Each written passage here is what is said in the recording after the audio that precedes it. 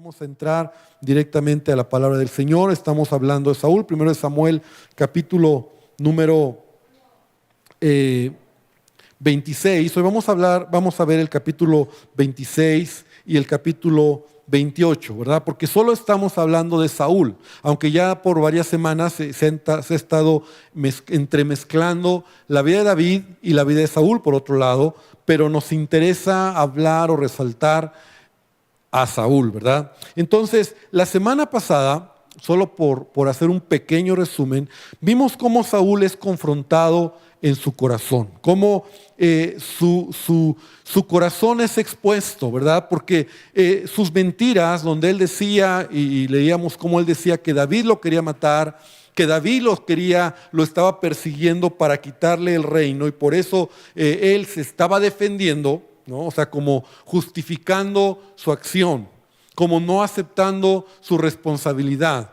Entonces vimos cómo en esta región de Engadi, donde David está escondido en una cueva, Saúl llega a ese mismo lugar y ahí David tiene la oportunidad de cortar una parte del manto de Saúl y le muestra, ¿verdad? Y le dice: Saúl, mira lo que pude haber hecho, yo pude haberte matado, pero no lo hice porque yo no tengo problema contigo. Le estaba diciendo a Saúl: tú eres el que me quieres matar, yo no tengo un problema contra ti. Entonces públicamente le expresa, y quiero leer unos versículos de lo que ya veíamos. Dice: ¿por qué oyes las palabras de los que dicen, mira que David procura tu mal? O sea, le está diciendo a Saúl: ¿por qué tú estás oyendo a la gente que dice que yo te quiero hacer daño? Hoy Dios te puso en mis manos y mi gente me dijo que te matase, pero no lo hice, porque yo no voy a extender mi mano contra el ungido de Jehová. Ve que no hay mal ni traición en mi mano, pero tú andas a la casa de mi vida para quitármela. Entonces, después de esa manera en como David lo expone, terminamos viendo cómo Saúl incluso le dice a David: hijo mío, perdóname por lo que te he hecho. Ahora me doy cuenta de la maldad. Y la verdad es que aquí la pregunta sería: ¿realmente Saúl estaba diciendo la verdad? ¿Realmente Saúl iba a cumplir lo que le está prometiendo? Porque aún le dice: ya no te voy a seguir. Me voy de regreso, ¿verdad?, a donde él estaba viviendo, y ya no te voy a seguir. Pero la verdad es que Saúl no estaba verdaderamente arrepentido. Es decir, ¿qué quiero decir con esto? Saúl actuó así porque fue expuesto su corazón ante todos. Y esto es algo que muchas veces sucede en la vida del hombre. Es decir, muchas veces Dios se va a encargar de exponer nuestro pecado porque nos ama. O sea, lo que Dios está haciendo con Saúl es exponer su corazón. Veíamos que era una oportunidad de Dios para Saúl. Pero Saúl, en lugar de arrepentirse genuinamente, solamente es un juego de palabras muy superficial. Y como te decía, muchas veces hay personas que son expuestos en su pecado. Es decir, como se diría vulgarmente, los cachan con las manos, ¿verdad? Como dice el dicho, con las manos en la masa, ¿verdad? O sea, se evidencia, ¿verdad? Lo que están haciendo, se sabe, es algo vergonzoso a lo mejor, es algo que lo tenían en oculto. Y muchas veces la gente, hombres y mujeres, cuando pasa esto, y como pastor lo he visto muchas veces, incluso a veces dicen: no, es que yo no lo hice, es que no es cierto. Pero cuando ya no les queda de otra, cuando ya hay elementos, ¿no?, cuando hay pruebas, entonces esas personas muchas veces no les queda de otra más que decir: sí, la verdad es que lo hice. Hay mucha gente que incluso llora, pero la verdad es que muchos, no puedo decir que todos, pero el punto es que están apenados por haber sido expuestos. O sea, en el fondo ya no les queda de otra, y bueno, sí, cierto, sí lo hice, no, pues sí, la verdad. Y es lo que le está pasando a Saúl. O sea, Saúl está actuando de esa manera porque Saúl no le queda de otra. O sea, es evidente que David no lo quiere matar, si no ya lo hubiera matado. Entonces Saúl dice: no, pues sí, cierto, pero en el fondo él no quiere cambiar. Y esto nos enseña a nosotros, ¿verdad? Cómo a veces así actuamos como personas. O sea, gente que es expuesta en su pecado, que no les queda de otra, pero en el fondo no cambian. Ahora, una de las marcas, y esto es importante entender, una de las marcas de un falso arrepentimiento es cuando esa persona quiere soluciones rápidas. Y lo voy a repetir. Cuando alguien realmente, más bien, cuando alguien no está arrepentido de corazón, lo que quiere es soluciones rápidas. O sea, no está dispuesto a tratar con su pecado. Y Saúl así era. ¿Te acuerdas cuando Saúl pecó, estamos leyendo antes, ¿verdad? Cuando él pecó contra Dios, cuando desobedece las instrucciones de Samuel, que le dice que destruya a Amalek y que destruya todo, y Saúl desobedece y llega Samuel, y aún Samuel está diciendo, ¿verdad? Que Dios ya le había quitado el reino, que su pecado era como pecado de adivinación. O sea, es el momento más fuerte para Saúl, en donde Saúl de verdad debió de haberse arrepentido. Pero mira vamos a recordar lo que dice la Escritura. Cuando aún Samuel se va y dice que Saúl lo toma del manto, ¿verdad? Y se rompe el manto de Samuel. Y Samuel voltea y le dice, eso es lo que Dios hará contigo, ¿verdad? Te ha quitado el reino y se lo ha entregado a otro hombre.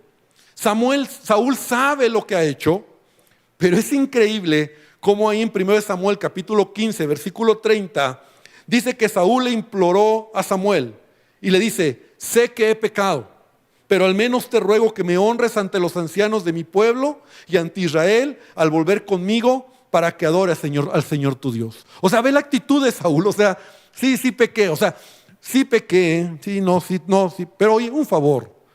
Ayúdame para que no me vea mal ante los ancianos y ante la gente que está conmigo. Entonces, realmente Saúl no estaba arrepentido.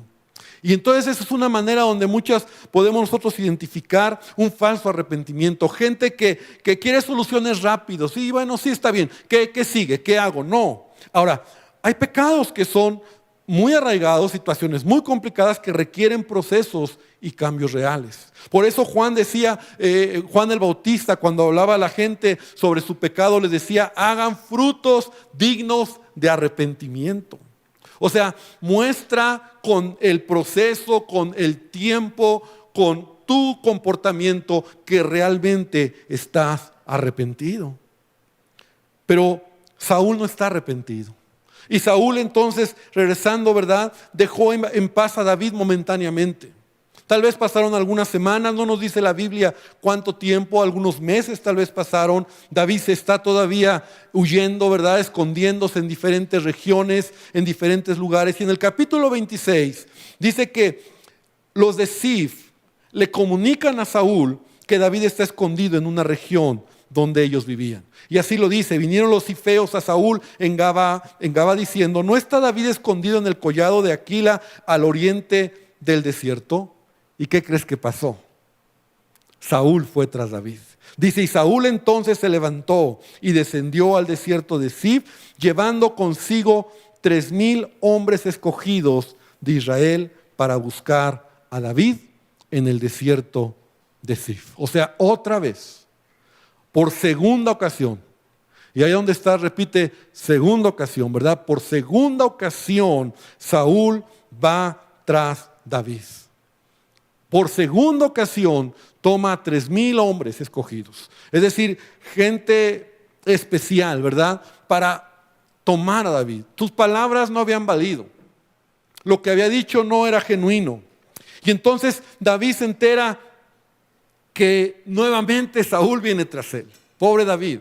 Entonces David tiene que huir nuevamente, ¿no? Él nuevamente tiene que salir huyendo. Y así lo dice en el versículo 4. Dice, David por tanto envió espías y supo con certeza, porque a lo mejor todavía David no lo creía, ¿verdad? Dijo, es que Saúl te está persiguiendo, viene otra vez, no lo puedo creer, si él ya lloró, si él ya me pidió perdón. Y entonces dice, me envió espías y supo con certeza que Saúl había venido, o sea, lo estaba buscando. Y entonces la historia es muy interesante, la voy a resumir por el tiempo, pero David se acerca a donde está Saúl. Saúl ya con todo este ejército, ¿verdad? 3,000 personas, 3,000 gente del ejército, su general, sus generales. Saúl está lanzando toda la artillería contra David. Y David dice que se acercó en el versículo 5 y vino al sitio donde Saúl había acampado. O sea, llegó, tal vez estaban buscándolo, llegó la noche, Saúl en alguna región se quedaron todos dormidos, se acomodaron para dormir. Y entonces dice la palabra de Dios que David se acercó a Saúl, al lugar donde Saúl estaba. Y es algo que, como lo vamos a ver más adelante, Dios sobrenaturalmente guardó la vida de David. Porque imagínate 3,000 personas, 3,000 soldados alrededor, porque de esa manera se protegía al rey, alrededor de Saúl, ¿no? O sea, cuidándolo, que seguramente debería de haber ahí gente que estuviera velando, y los más cercanos de Saúl estaban tal vez sus guardaespaldas cerca de Saúl, pero David cruza, ¿verdad?, entre los soldados, entre los guardaespaldas de Saúl, aún cerca del general de Saúl, del ejército que se llamaba Abner, y está tan cerca de Saúl, llega y está profundamente dormido. Y la Biblia dice que tomó la lanza de Saúl, la famosa lanza que Saúl siempre traía cerca. No era como la pistola que nunca soltaba por sus inseguridades. Y su vasija de agua. Pero David va en este atrevimiento, ¿verdad?, a acercarse a Saúl con uno de sus hombres que se llamaba Abisai. Y entonces en el versículo 8 dice que bueno, llegaron, estaban todos dormidos y la lanza, versículo 7, estaba clavada en la tierra de la cabecera de Saúl.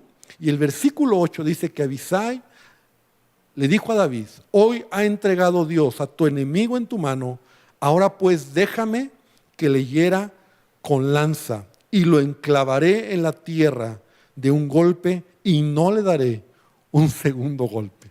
O sea, otra vez, ahora viene un amigo de David, uno de sus leales, porque Abisai se convierte en uno de sus más leales gente que está cerca de David. Y le está dando es más, aquí ya no le dice tú hazlo. En la primera vez, los que están con David, sus valientes, le dicen Dios te lo entrega, es la oportunidad, hazlo o lo hacemos nosotros. Aquí ya ni le dice Abisai a David, hazlo tú. Él le dice, yo lo hago. O sea, dame chance.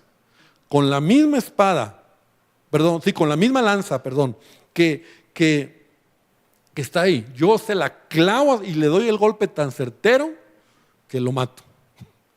O sea, imagínate. Ahora, la verdad es que vamos a pensar aquí, ¿cómo luchó David con este sentimiento? Porque es la segunda vez que David tiene a Saúl frente a él para quitarle la vida.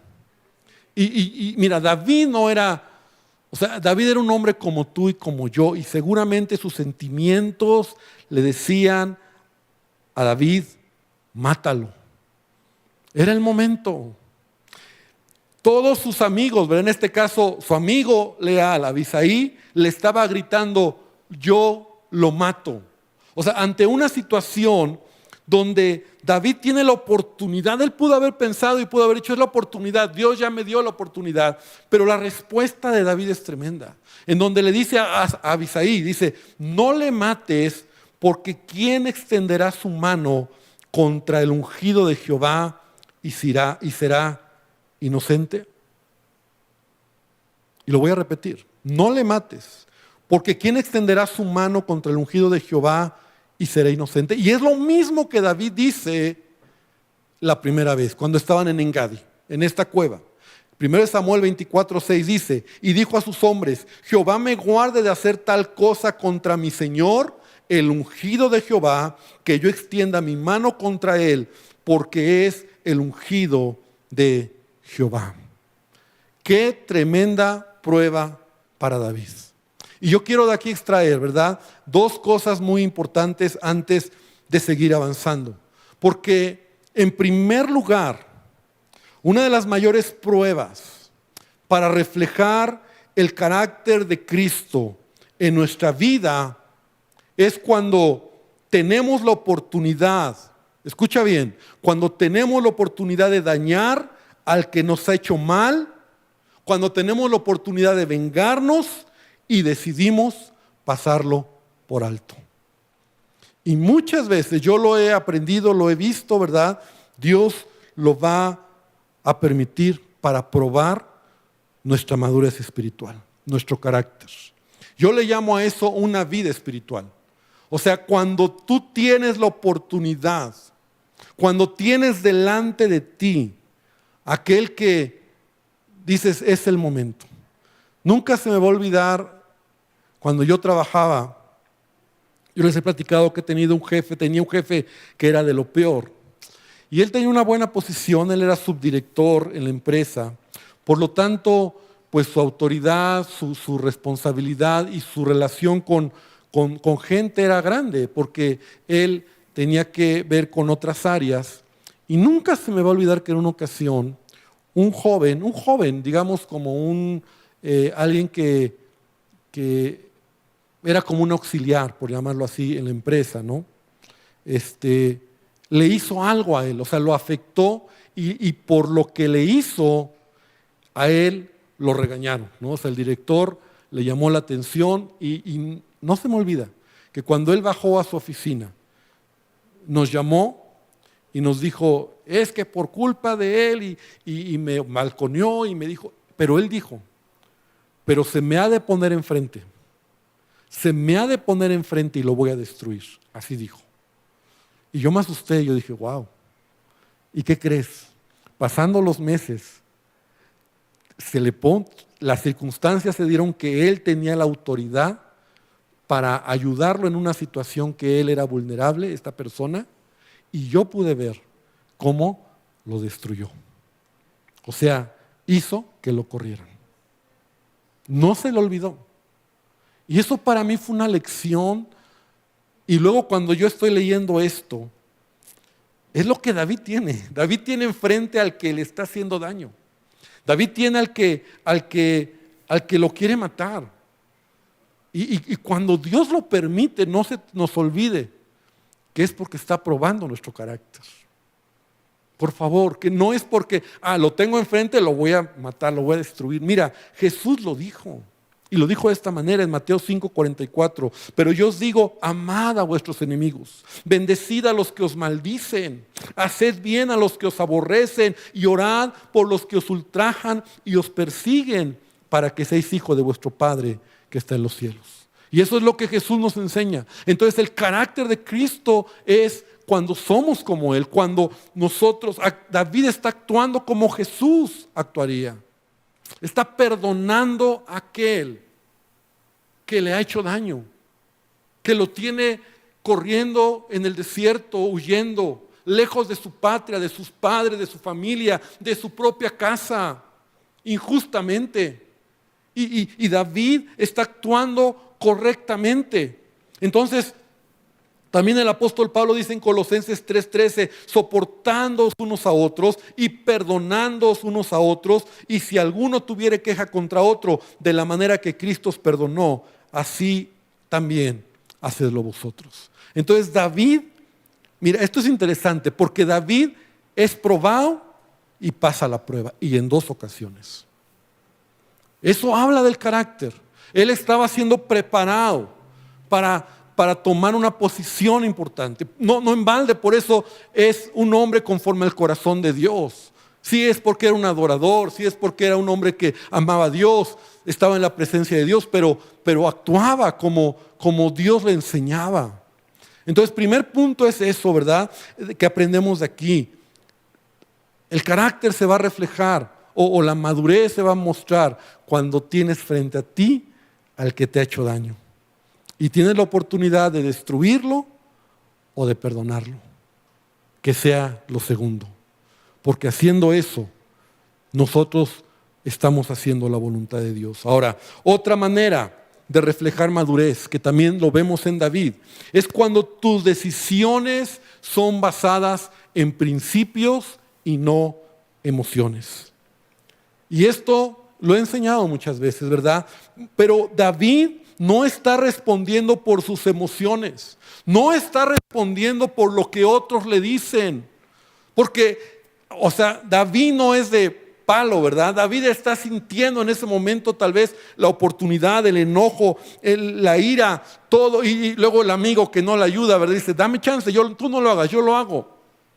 Entonces, David está realmente actuando por principios. Ahora, ¿cuál es el principio que vamos a ver aquí? La realidad es que Saúl era el ungido de Jehová. 2 veces David lo dice. Y si 2 veces David lo dice, ¿verdad? Es porque en otras palabras lo que él está diciendo, Dios lo puso, Dios lo va a quitar. Y la verdad es que Dios había puesto a Saúl.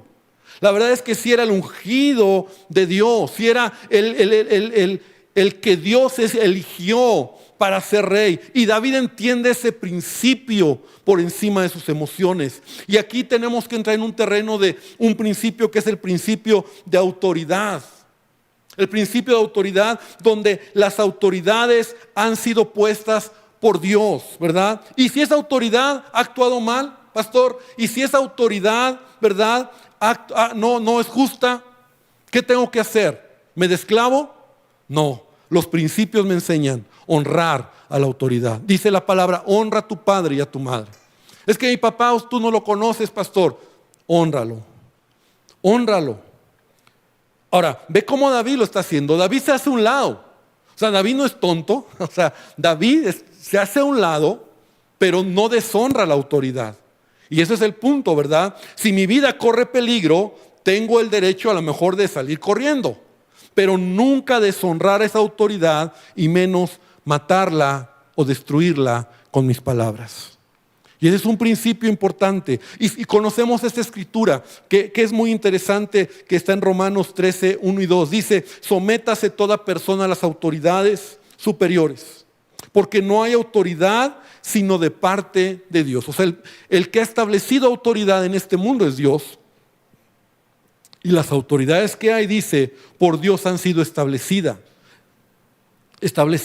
De modo que quien se opone a la autoridad, a lo establecido por Dios resiste, y los que resisten acarrean condenación para sí mismos. Ahora, esto me sorprende porque a lo mejor no me había caído tanto el 20, pero Pablo aquí en Romanos 13 se está refiriendo a las autoridades de gobierno, a las autoridades públicas.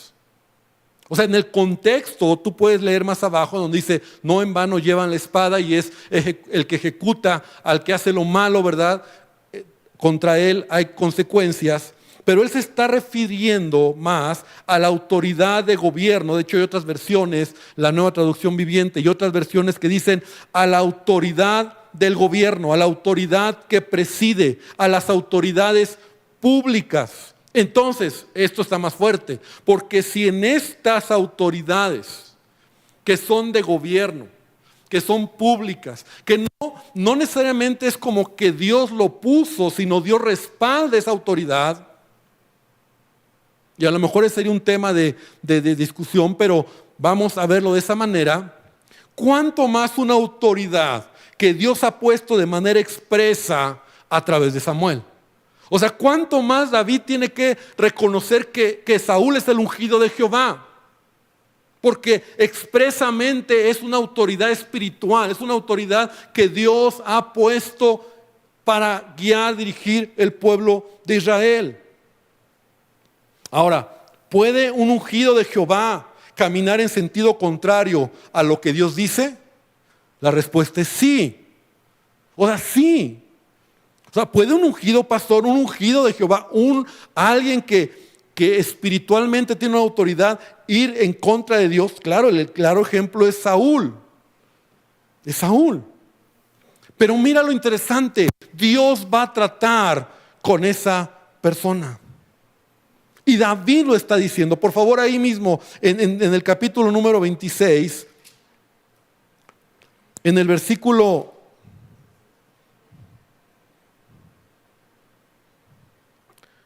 número 10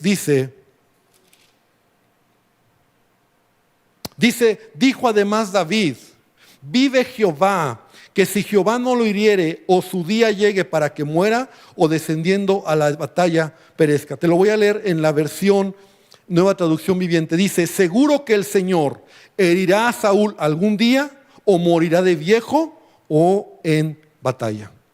O sea, en otras palabras, David está diciendo, a mí no me toca actuar en contra de él. Es Dios quien lo va a hacer. Mi confianza está puesta en Dios. O sea, él no está diciendo, Señor, es que mira, es malo y mira, Señor, pues ¿cuándo vas a hacer descender fuego del cielo? ¿Cuándo vas a hacer que pues, algo pase, ¿no? Que se le caiga algo, que algo le pase porque no lo merece? David dice, a mí no me corresponde. Puede ser que muera en batalla, puede ser que muera de viejo, ¿verdad? Pero el Señor va a encargarse. No es mi responsabilidad. Entonces, eso es interesante. Veamos cómo David está actuando. Ahora, en todo esto, ¿verdad? Tenemos que avanzar. David solamente se lleva la vasija, como decía, la vasija de agua de Saúl y la lanza y su lanza. Y nadie despertó. Ahora, ¿por qué nadie despertó? La Biblia lo dice en el versículo 12, que Dios había actuado en ello. Y se llevó pues David la lanza y la vasija de agua de la cabecera de Saúl y se fueron. Y no hubo nadie que viese, ni entendiese, ni velase, pues todos dormían, porque un profundo sueño enviado de Jehová había caído sobre ellos. Mira lo que dice, un profundo sueño enviado de Jehová. O sea, Dios interviniendo de manera sobrenatural. Esto es algo que Dios... Ahora, ¿por qué? Ya lo veíamos. El propósito, por un lado, probar el corazón de David, traer madurez a su vida, y la pasó, palomita. Pero por otro lado, nuevamente exponer el corazón de Saúl, exponer otra vez el corazón de Saúl y exponer la maldad de todos los que estaban cerca de Saúl, que le aconsejaban, escucha bien, que era mejor matar a David. Y esto es ya parte de la espiral descendente de Saúl. Ya no solo es Saúl el que quiere matar a David, ahora tiene gente como él piensa, que entre ellos se están retroalimentando. Y esto es tan común en la vida, ¿verdad? Tú vas a encontrarte gente en el camino y te vas a acercar gente en el camino que piensa y es como tú. Así es. O sea, más bien preguntémonos, ¿verdad? ¿Quién está cerca de mí? Porque no puede ser que tú digas, es que pastor, la gente chismosa se me acerca y no sé por qué. No, pues a lo mejor porque tú eres igual que ellos. O sea, es que pastor, a mí llegan todos los que se quejan. Pues a lo mejor porque tú también eres como ellos. O sea, Saúl, ¿quién tiene cerca? Gente que quiere matar a David también. O sea, a Saúl lo quiere hacer y los que están cerca de él también lo quieren hacer. Entonces hacen equipo, ¿no? Entonces, y se retroalimenta, ¿no? Y cada vez el odio crece. Y ese tipo de grupos permanecen o continúan, ¿verdad? Porque se retroalimentan, ¿no? Porque están retroalimentando esa intención. Así que cuidemos con quien nos juntamos. Pero entonces cuando David sale del campamento, ¿verdad? Sale de este lugar y nuevamente se pone lejos de Saúl y le grita a Saúl y por segunda ocasión le vuelve a decir lo que él quería hacer a David.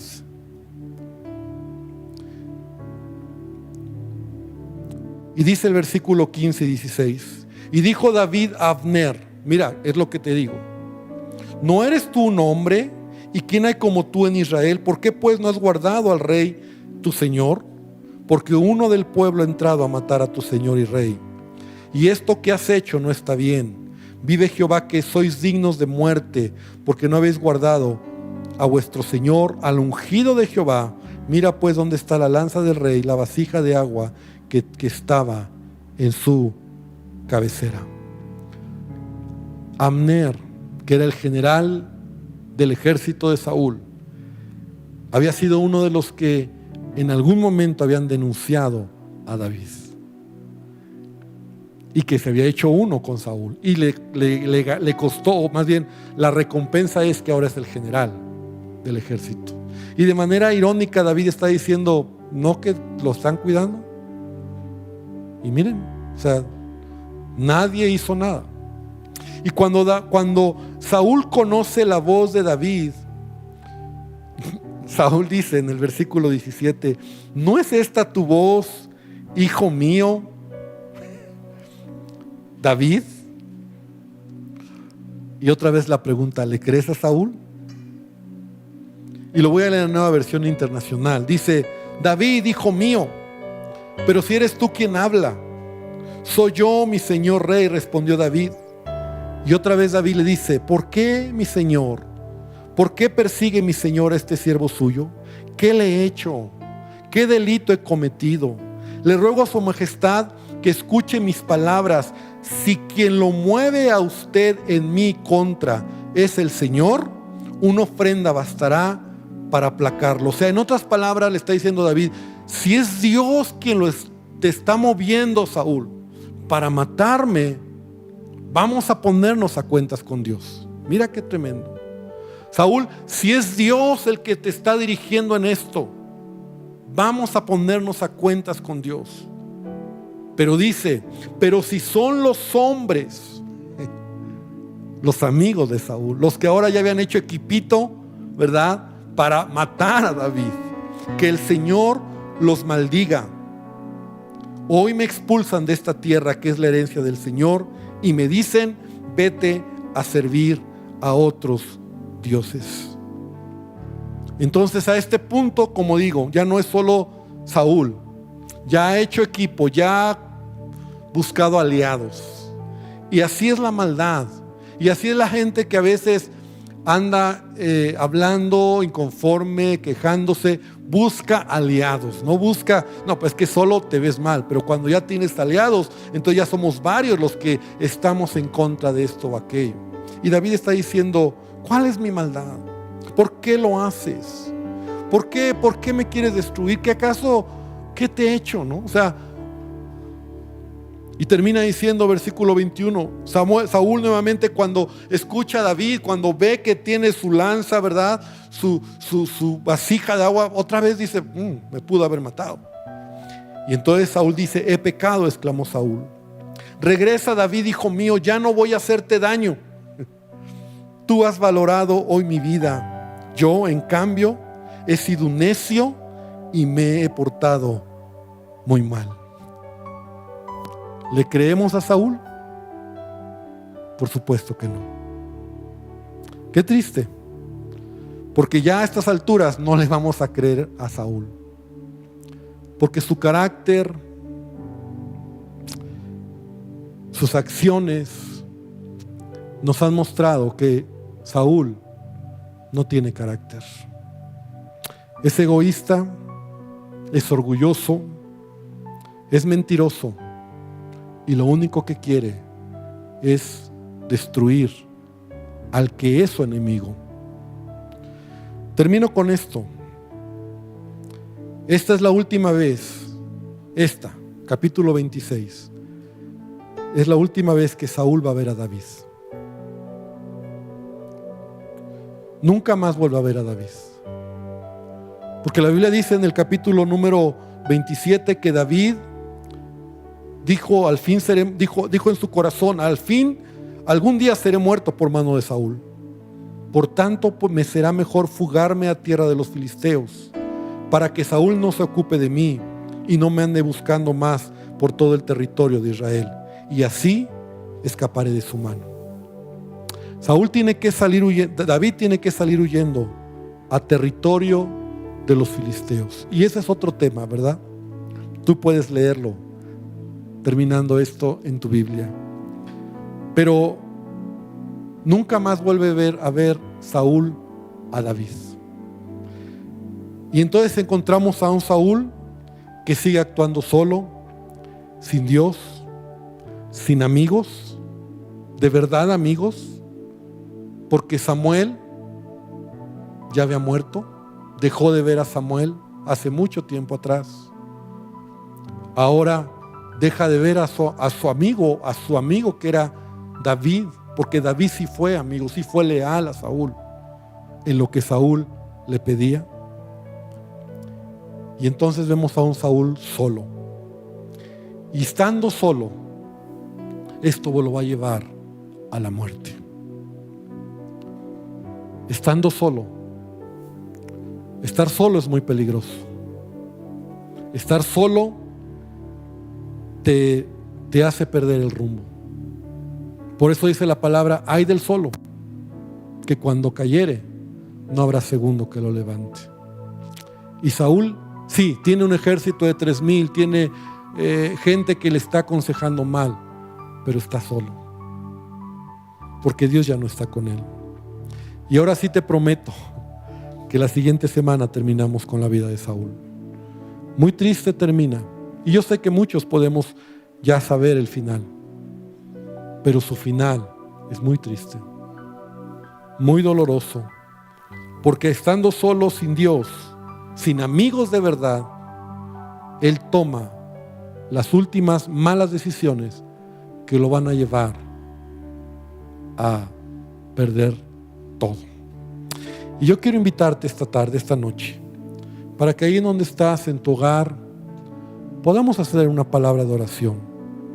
Y cierra tus ojos y vamos a decirle a Dios hoy, Señor, sigue hablando a mi vida. Padre, esta noche te damos gracias, porque esta palabra nos enseña, nos alerta. Dice la palabra, dice la Escritura, el apóstol Pablo, que todo lo que ha sido escrito para nuestra enseñanza. Y Señor, ayúdanos a aprender de Saúl, porque somos vulnerables, porque a veces, Señor, actuamos de manera incorrecta o egoísta. Y que por otro lado, Señor, aunque hemos hablado muy poco, pero hemos tocado el corazón de David, podamos, Señor, aprender lo que hay que hacer en tiempo de crisis. Te pido que tú nos bendigas y te pido que esta palabra sea de bendición a nuestras vidas. En el nombre de Jesús. Amén y amén, Señor. Gloria a Dios.